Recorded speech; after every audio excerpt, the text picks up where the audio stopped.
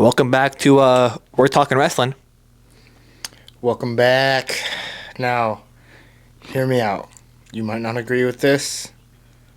I think Kane was one of, if not the best, monster in WWE. Evil monster villain.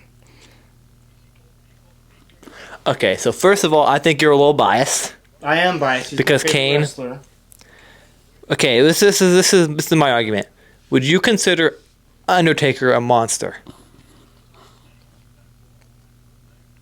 Not really. He's more of the phenom, the dead man. I think when he first came into WWE, they were pushing him as kind of one. But as he got older and like his career became more legendary and stuff, he kind of just didn't. He wasn't really a monster anymore. He was more of just a wrestler. Yeah, he was the phenom. Now, listen to this. So when Kane first came into WWE, he was portrayed as Undertaker's brother who got left in a fire and got burnt.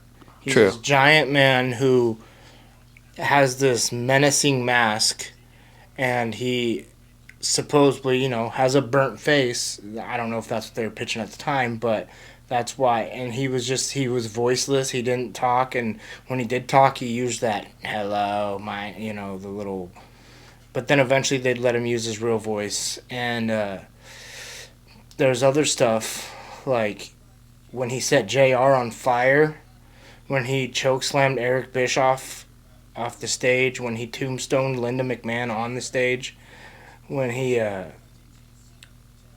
didn't he try? No, I don't know, but he's done some. And wrestling fans, if you know, you know. Look up Katie Vick.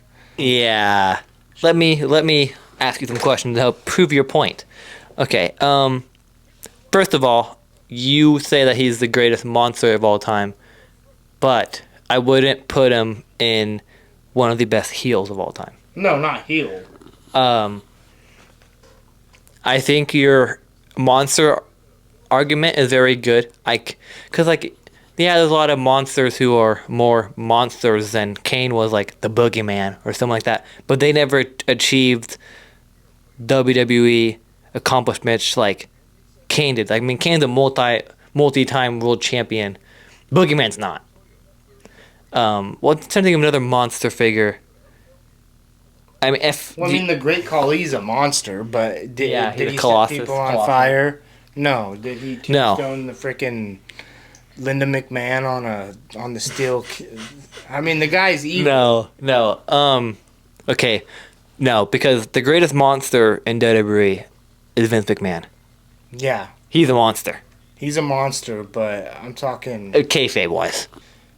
Kane. I think he portrayed himself very well. He's a big guy too. He was menacing looking, and even as his attires would develop into other things, like he still was this jacked guy with a freaky looking mask, and he had times where it wouldn't be like his attire wouldn't be too, I guess, scary looking, but still he was just this big hulking guy that would chokeslam people, tombstone pile drive. He was the dead man's brother who was left in the fire, Yeah. and just he was a tortured soul.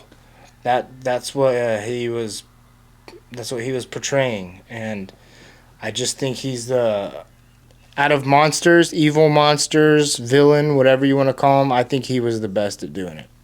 I agree with you. I can't argue that. Kane is probably the best monster in WWE history because he did some crazy shit. And he achieved the world championship status, and not many other monsters did. We're talking wrestling.